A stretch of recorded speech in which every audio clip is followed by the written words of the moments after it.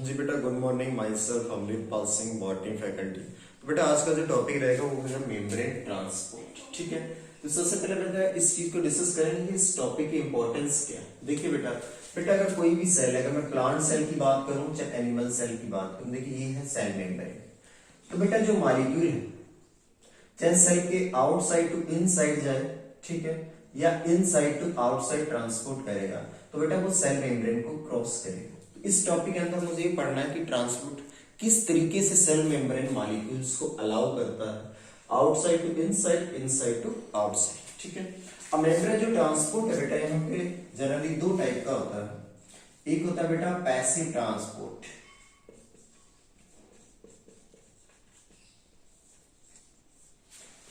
दूसरा होता है बेटा एक्टिव ट्रांसपोर्ट।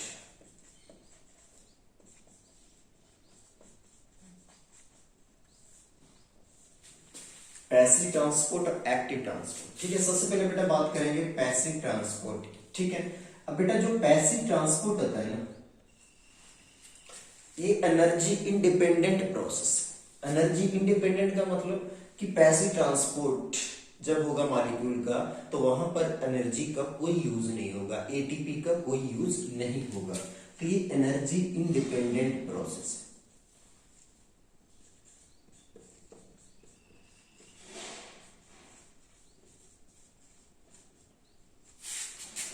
प्रोसेस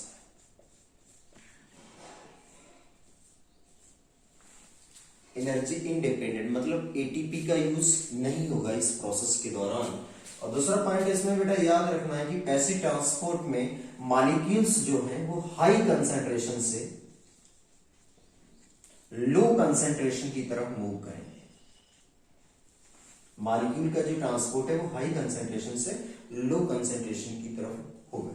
ठीक है, इसीलिए इसमें एनर्जी का यूज नहीं होगा। जब molecule along the concentration gradient move करेगा, जिधर मॉलिक्यूल की कंसंट्रेशन ज्यादा है, ठीक है, तो हम उसको बोलेंगे पैसिव ट्रांसपोर्ट। ठीक है, एनर्जी इंडिपेंडेंट प्रोसेस है और मॉलिक्यूल का ट्रांसपोर्ट हाई कंसंट्रेशन से लो कंसंट्रेशन की तरफ होगा। ठीक है, अब बेटा अगर मैं एक्टिव ट्रांसपोर्ट की बात करूं, तो एक्टिव ट्रांसपोर्ट बेटा जो है वो एनर्जी डिपेंडेंट प्रोसेस है।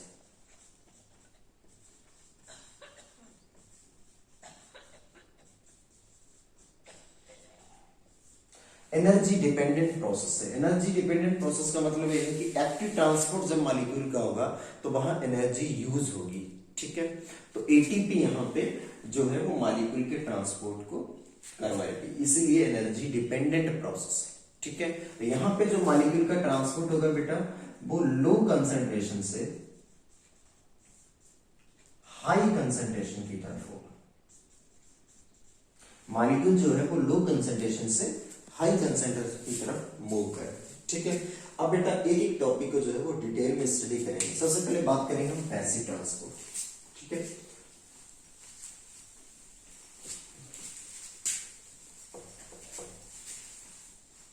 अब देखिए बेटा जो पैसिव ट्रांसपोर्ट होता है, ठीक है, इसकी भी दो कैटेगरी होती है पैसिव ट्रांसपोर्ट की। एक होता है बेटा इसमें सिंपल डिफ्यूजन,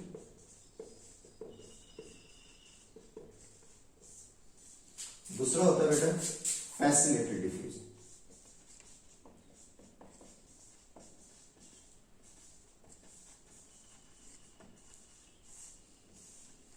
ठीक है, सबसे पहले बात करें हम सिंपल डिफ्यूजन की। देखिए बेटे जो सिंपल डिफ्यूजन, जनरली आप डिफ्यूजन की परिभाषा समझते हैं कि डिफ्यूजन में क्या होता है कि जो मॉलिक्यूल है वो हाई कंसंट्रेशन से लो कंसंट्रेशन की तरफ डिफ्यूज होता है। ठीक है, और जो डिफ्यूजन की प्रोसेस है वो आपको पता है लिक्विड स्टेट में और आपका गैसेस स्टेट में, सॉलिड स्टेट में भी एप्लीकेबल है। तो सिंपल डिफ्यूजन की प्रोसेस में क्या होता है बेटा कि जो मॉलिक्यूल है वो हाई कंसंट्रेशन से लो कंसंट्रेशन की तरफ मूव करेगा। ठीक है, और मॉलिक्यूल जो है वो अलोंग द कंसंट्रेशन ग्रेडियंट, मतलब हाई कंसंट्रेशन से लो कंसंट्रेशन, इसी को हम बोलते हैं अलोंग द कंसंट्रेशन ग्रेडियंट। ठीक है, दूसरा है कि एनर्जी इंडिपेंडेंट प्रोसेस है।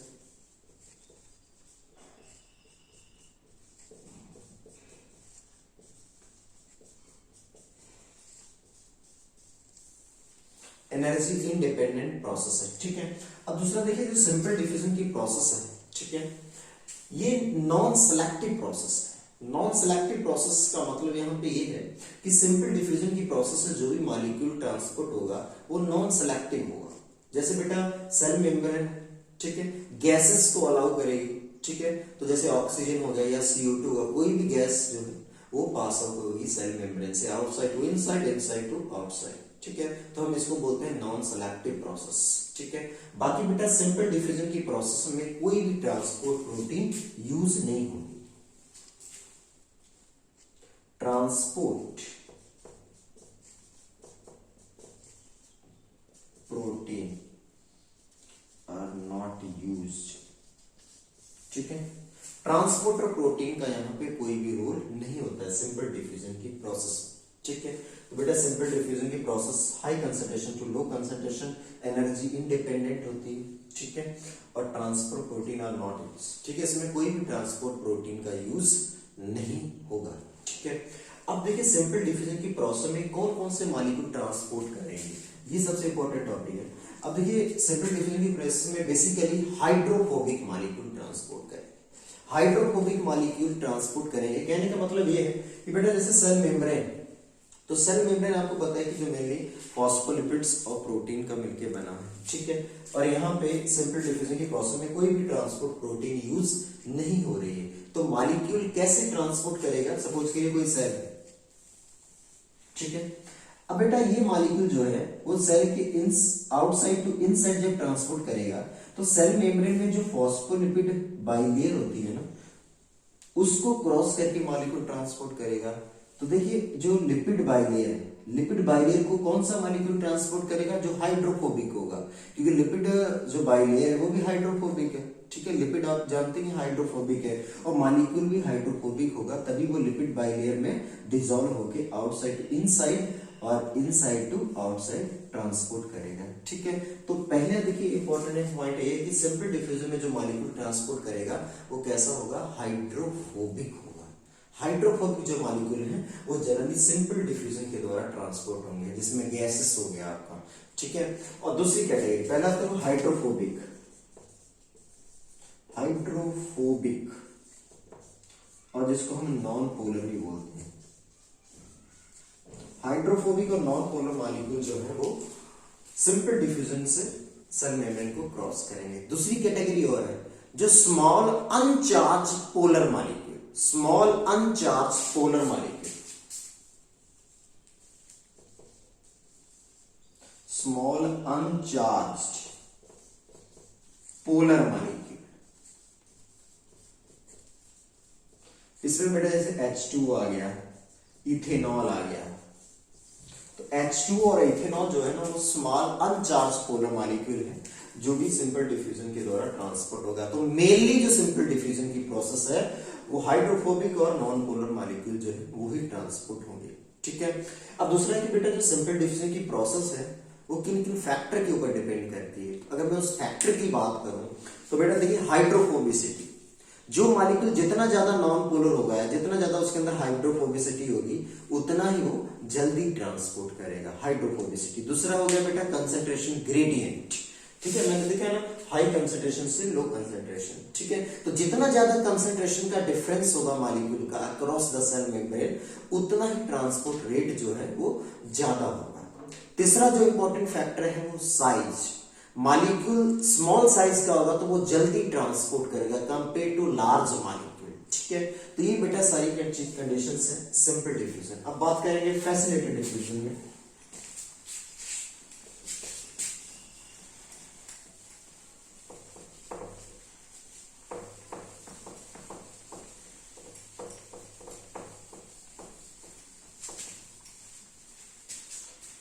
अब देखिए बेटा फैसिलिटेटेड डिफ्यूजन की अगर मैं बात करूं, देखिए बेटा फैसिलिटेटेड डिफ्यूजन का मतलब यहां पे क्या है। डिफ्यूजन तो आप समझते हैं कि मॉलिक्यूल हाई कंसंट्रेशन से लो कंसंट्रेशन की तरफ मूव करेगा, ठीक है। ये भी एक पैसिव प्रोसेस है और सिंपल डिफ्यूजन भी एक पैसिव प्रोसेस है। फैसिलिटेटेड का मतलब है कि फैसिलिटेटेड डिफ्यूजन में बेटा ट्रांसपोर्ट प्रोटीन का यूज होगा, ट्रांसपोर्ट प्रोटीन वो यूज होगी फैसिलिटेटेड डिफ्यूजन में, ठीक है। और ये ट्रांसपोर्टर प्रोटीन मॉलिक्यूल को फैसिलिटेट करेंगे डिफ्यूजन डिफ्यूजन के लिए, ठीक है। और ये ट्रांसपोर्टर प्रोटीन्स कौन कौन से होंगे, ठीक है। अब देखिए इससे पहले समझ लीजिए फैसिलिटी डिफ्यूजन में मॉलिक्यूल आपको पता है हाई कंसंट्रेशन से लो कंसंट्रेशन की तरफ मूव करेगा, ठीक है। इसमें भी ये भी प्रोसेस जो है वो एनर्जी इंडिपेंडेंट, इस प्रोसेस में भी एनर्जी का यूज नहीं होगा, ठीक है। और तीसरा इंपॉर्टेंट फैक्टर यहां पर ट्रांसपोर्टर प्रोटीन यूज होगी।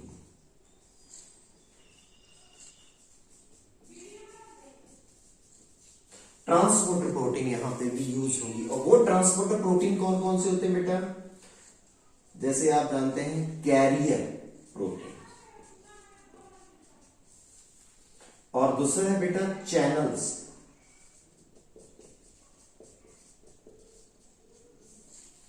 तो ट्रांसपोर्टर प्रोटीन बेटा कैरियर प्रोटीन्स और चैनल प्रोटीन, ठीक है। ये दोनों ट्रांसपोर्टर प्रोटीन है जो डिफ्यूजन को फैसिलिटेट करवाएगी, ठीक है। अब देखिए कैरियर और चैनल प्रोटीन की मैं प्रॉपर्टी के बारे में बात करूं तो देखिए कैरियर प्रोटीन जो है ना वो किस तरीके से ट्रांसपोर्ट करवाएगी। देखिए बेटा कैरियर प्रोटीन जो होती है ना वो एक्टिव और पैसिव दोनों ट्रांसपोर्ट को फैसिलिटेट करवाएगी, ठीक है ना। तो कैरियर प्रोटीन एक्टिव ट्रांसपोर्ट में भी हेल्प करता है और पैसिव में भी करता है। पैसिव ट्रांसपोर्ट में हेल्प करेगा तो हम बोलेंगे फैसिलिटेटेड डिफ्यूजन। एक्टिव ट्रांसपोर्ट में भी कैरियर प्रोटीन हेल्प करता है, वो बात करेंगे जब मैं एक्टिव ट्रांसपोर्ट को डिस्कस करूंगा, ठीक है। तो कैरियर प्रोटीन किस तरीके से ट्रांसपोर्ट करता है, तो बेटा इसका थोड़ा सा नेचर जैसे एंजाइम है ना, एंजाइम आपको पता है कि एंजाइम सबस्ट्रेट के साथ बाइंड करता है, ठीक है, फिर वो प्रोडक्ट में कन्वर्ट करता है, ठीक है। तो बेटा जो कैरियर प्रोटीन्स होती है ना जब ये किसी मॉलिक्यूल को ट्रांसपोर्ट करेगी तो उस समय क्या होता है कि ट्रांसपोर्टर प्रोटीन में कन्फर्मेशनल चेंजेस आते हैं, ठीक है। दूसरा है कि फैसिलिटेटेड डिफ्यूजन एक सिलेक्टिव प्रोसेस है, ठीक है। सिलेक्टिव प्रोसेस कैसे, जैसे बेटा कैरियर प्रोटीन की मैं बात करूं तो ग्लूट आप जानते हैं ग्लूकोज ट्रांसपोर्टर, तो ग्लूकोज ट्रांसपोर्टर सिर्फ बेटा ग्लूकोज को ही ट्रांसपोर्ट करवाएगा, ठीक है। तो ये प्रोसेस कैसा हो गया, थोड़ा स्पेसिफिक और सिलेक्टिव प्रोसेस हो गया, ठीक है। तो फैसिलिटेटेड डिफ्यूजन एक सिलेक्टिव प्रोसेस होता है, ठीक है, जिसमें ट्रांसपोर्टर प्रोटीन कैरियर प्रोटीन जैसे ग्लूकोज ट्रांसपोर्टर कैरियर प्रोटीन के तौर पे यूज कर रहा है। कैरियर प्रोटीन किस तरीके से फंक्शन परफॉर्म करता है इसका भी डिटेल इंफॉर्मेशन है बेटा। कैरियर प्रोटीन जब ट्रांसपोर्ट करेगा मॉलिक्यूल को तो वो कन्फर्मेशनल चेंज आता है उसमें, ठीक है। दूसरा कैरियर प्रोटीन सैचुरेबल होते हैं। सैचुरेबल का मतलब जैसे सपोज करो एक ट्रांसपोर्ट मॉलिक्यूल पे बाइंडिंग साइट है 3, तो जब 3 मॉलिक्यूल्स वहां पे बाइंड कर जाएंगे तो कैरियर प्रोटीन सैचुरेबल हो गया, ठीक है। तो डिटेल्ड इंफॉर्मेशन है कैरियर प्रोटीन के रिस्पेक्ट में। दूसरा चैनल और कैरियर में डिफरेंस की बात करूं, कैरियर एक्टिव और पैसिव दोनों ट्रांसपोर्ट कराते हैं। कैरियर जो है वो सैचुरेबल होते हैं, ठीक है। चैनल प्रोटीन जो होता है ना बेटा वो always passive, channel protein always passive मतलब हाई से लो कंसंट्रेशन की तरफ मूव करेंगे। और चैनल प्रोटीन जो होते हैं वो नॉन सैचुरेबल होते हैं। अगर मैं चैनल प्रोटीन की बात करूं तो ऑलवेज कैसे होते हैं, पैसिव होंगे, ऑलवेज पैसिव होंगे। और कैसे होंगे बेटा, नॉन सैचुरेबल, ठीक है। और मैं चैनल्स की बात करूं तो चैनल्स बहुत सारे टाइप के होते हैं, ठीक है। आयन चैनल्स हो गए जैसे sodium channel, potassium channel, calcium channel, ठीक है, आयन चैनल्स हो गए, ठीक है। दूसरा होता है बेटा लिगेंड गेटेड आयन चैनल्स, जैसे आप इसमें पढ़ेंगे जैसे हमारा नर्वस सिस्टम है, ठीक है। तो नर्वस सिस्टम में बहुत सारे आप न्यूरोट्रांसमीटर्स पढ़ते हैं, ठीक है, जैसे एसिटिल कोलाइन एक न्यूरोट्रांसमीटर है, ठीक है। तो उसको बोलेंगे लिगेंड मेटेड आयन चैनल, ठीक है। तो जिसमें लिगेंड हेल्प करते हैं आयन चैनल्स के ओपन और क्लोज होने में, ठीक है। तो ये दोनों ट्रांसपोर्ट जो प्रोटीन है वो फैसिलिटेटेड डिफ्यूजन में हेल्प करते हैं। अब जो नेक्स्ट कैटेगरी, लास्ट कैटेगरी जो बची है यहाँ पे वो है बेटा एक्टिव ट्रांसपोर्ट।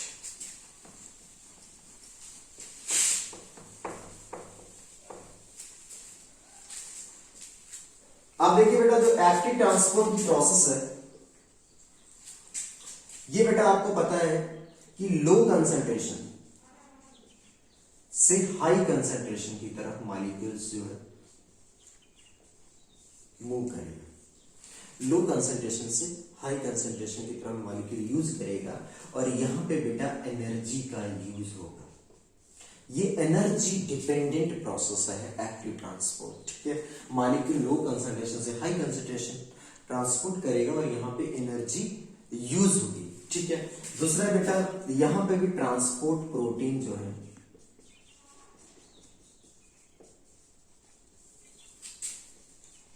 आर यूज, इसमें बेटा जो ट्रांसपोर्टर प्रोटीन है वो यूज होंगे, ठीक है। अब इसमें जो ट्रांसपोर्टर प्रोटीन यूज होंगे वो कौन से होंगे बेटा, वो है कैरियर प्रोटीन,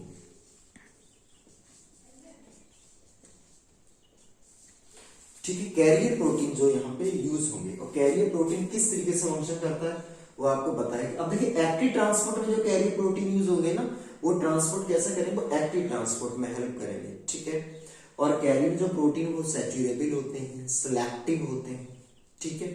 और कैरियर प्रोटीन के द्वारा जब मॉलिक्यूल का ट्रांसपोर्ट होगा तो उस समय क्या होगा कि कैरियर प्रोटीन अपना कन्फर्मेशनल चेंज करेगा। अगर इसके मैं एग्जांपल की बात करूं यहाँ पे, जैसे सोडियम पोटेशियम ट्रांसपोर्ट,